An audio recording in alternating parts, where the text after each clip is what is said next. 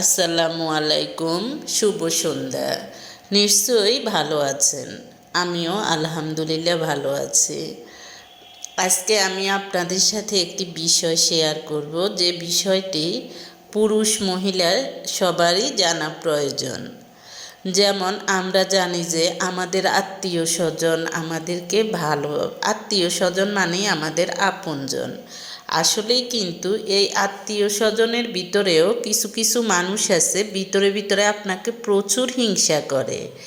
তাহলে আপনি কিভাবে বুঝবেন তারা যে আপনাকে হিংসা করে? কিন্তু সামনে দেখা যাবে যে আপনার সাথে ভালো ব্যবহার করবে, আপনার নামে বিভিন্ন সুনাম করবে, কিন্তু তারা পিছনে যে আপনার বিভিন্ন ধরনের খারাপ কথা বলবে, খারাপ কথা রটাবে। তাহলে আপনি চিনবেন কিভাবে যে ধরনের মানুষগুলা আপনার সামনে ভালো কথা বলে কিন্তু পিছনে এই ধরনের কথা বলে? এই ধরনের মানুষকে আপনি চিনবেন কিভাবে যে তারা আপনাকে হিংসা করে কি করে না?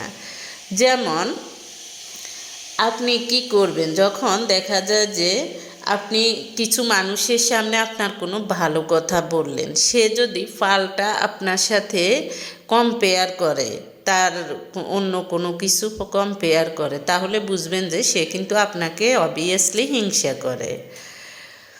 আমরা সকলেই জানি হিংসুক মানুষের আবিষ্কৃত শ্রেষ্ঠ যন্ত্রের নাম হলো ষড়যন্ত্র। এরা আপনি উঠতে চাইলে পিছন থেকে টেনে ধরে রাখবে, বড় কিছু করলে সমালোচনা করবে, আপনি স্বপ্ন দেখলে তারা আপনাকে হতাশ করবে, হ্যাঁ তোমার দ্বারা হবে না, তুমি পারবে না। সামনে এগুলো বলা মানুষগুলোই কিন্তু আপনাকে হিংসা করে। এত সব কিছুর মাঝেও আপনি কি করবেন? যেমন আপনাকে বেঁচে থাকতে হবে, টিকে থাকতে হবে, স্বপ্ন পূরণ করতে হবে। কারণ মানুষ অন্যের হাঁটুর জোরে হাঁটে না, সে নিজের পায়ে ভর করেই দৌড়ায়। আপনাকে টেনে উপরে তোলার জন্য কারো কিন্তু ঠেকা পড়েনি। আপনি কঠোরভাবে চেষ্টা না করলে কারো এত দায় পড়ে নাই যে আপনাকে সাহায্যের ডালা বসিয়ে দিবে। তাই নিজের চেষ্টা নিজেকে করতে হবে। কেউ আপনাকে বলল আপনার দ্বারা হবে না, আপনি পারবেন না, এই ধরনের সমালোচনা শুনে যদি আপনি পিছিয়ে যান, মন ঘাবড়ে যায়, তাহলে আপনি সত্যিই পারবেন না। কারণ পৃথিবীটা অনেক নিষ্ঠুর, এখানে বেশিরভাগ মানুষ হলো স্বার্থপর। আপনার বেঁচে থাকার কারণ আপনাকেই সৃষ্টি করতে হবে, আপনার চেষ্টা আপনাকেই করতে হবে।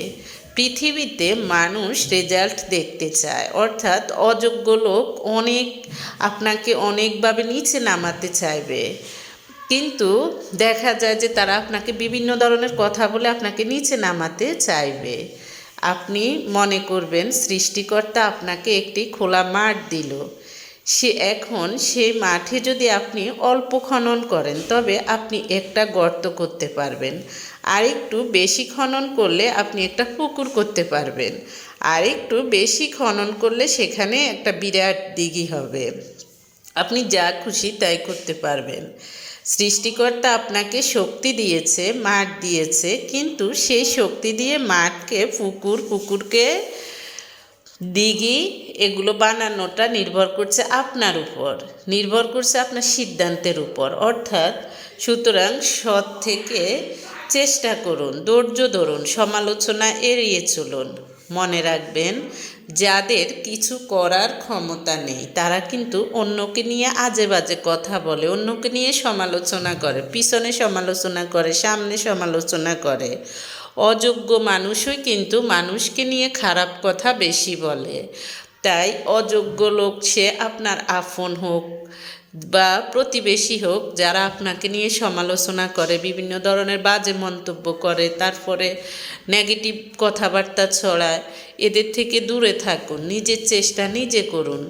তাই নিজেকে কিভাবে প্রতিষ্ঠিত করা যায়, নিজেকে কিভাবে পরিশ্রমের দ্বারা সাফল্যের উচ্চ শিখরে পৌঁছানো যায় সেটা চেষ্টা করবেন। কে কি বলল, কে কি করলো, আপনি যদি একবেলা না খেয়ে থাকেন আপনাকে কেউ দিবে না, কিন্তু আপনার এত টাকা আছে, বাড়ি গাড়ি করেছেন, তখন অনেকেই আপনাকে বিভিন্নভাবে, হ্যাঁ এটা করলো না কেন, এটা করলো না কেন, আমাকে দিল না কেন,